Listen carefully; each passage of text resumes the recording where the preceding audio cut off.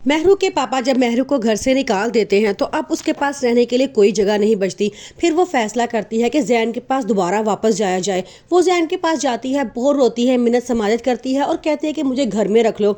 जैन जो है सच्ची मोहब्बत करता है, वो उसकी आंसुओं के आगे हार जाता है, उसे घर पर रखने के लिए राजी हो जाता है। उसकी मम्मा को बड़ा गुस्सा आता है, वो बहुत मना करती हैं जैन को कि उसको ना रखो घर में, लेकिन जैन की कोई बात नहीं सुनता और कहता है ठीक है मैं इसको रख लेता हूँ। अब महरू अपने सास को चैलेंज देती है कि अब आप मुझे जैन की ज़िंदगी से निकाल कर दिखाएं। जैन मुझ पे मरता है और मुझे से ही जीता है, वो मेरे बगैर रह ही नहीं सकता। अब फराह बहुत परेशान है, वो सलमान के पास जाती है और जाके कहती है कि मुझे कोई आइडिया दो, मैं सिर्फ ये चाहती हूँ कि उस लड़की की मेरे बेटे से हमेशा के लिए जान छूट जाए और मेरा बेटा मेरा होके रह जाए। सलमान कहता है कि हमें ज़रूर कुछ ना कुछ करना पड़ेगा, वरना ये लड़की इतनी जल्दी जान छोड़कर जाने वाली नहीं है। महरू के सामने सलमान का असल चेहरा आ चुका है। सलमान अब बहुत खुश है क्योंकि उसने अपना बदला ले लिया है। वो महरू को बर्बाद करना चाहता था और आज महरू बर्बाद हो चुकी है। जैन अपने घर वापस अपनी मामा के पास जा चुका है, उसके पापा को सारी हकीकत बता के कि महरू सलमान से प्यार करती है और वो उसके साथ चली गई है।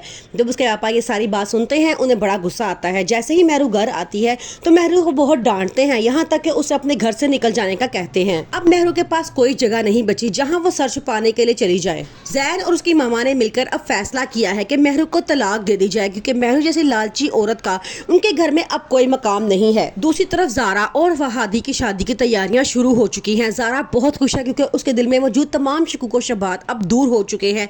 अब वो हादी के साथ बहुत अच्छी जिंदगी गुजारना चाहती है। मरियम भी उन दोनों के दरमियान से निकलकर वापस अपने घर जा चुकी है। महरू के पापा उसकी मम्मा को बहुत डांटते हैं और कहते हैं कि तुमने हमेशा उल्टी और सीधी बात पर अपनी बेटी की हिमायत की है।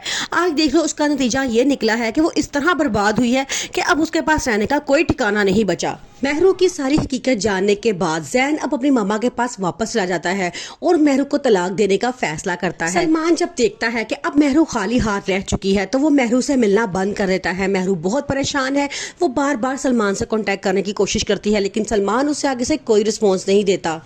फिर महरू की मामा उसे बहुत डांटती हैं और कहते हैं कि मैंने तुम्हें कहा था ना कि अपना बसा बसाया घर मत बर्बाद करो, लेकिन तुम सलमान के पीछे पागल हो रही थी। अब देखो वो तुम्हें धोखा देके जा चुका है और अब जैन भी तुम्हारा कभी नहीं हो सकता। महरू ये बात नहीं जानती कि वो जिस सलमान को पसंद करती है उसकी खातिर अपना घर तक बर्बाद करने के लिए तैयार है। वो कितना बड़ा धोखेबाज और लालची इंसान है।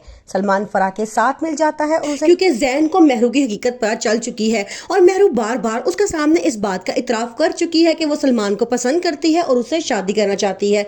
अब जैन ये सोचने में मजबूर हो चुका है कि मेरी मम्मा बिल्कुल ठीक थी और वो सच कहती थी कि महरू एक लालची औरत है। दूसरी तरफ ज़ारा और हादी के दरमियान सब कुछ ठीक हो चुका है, बल्कि अब उन दोनों की शादी की तैयारियां बड़ी जोरों शोर से चल रही हैं।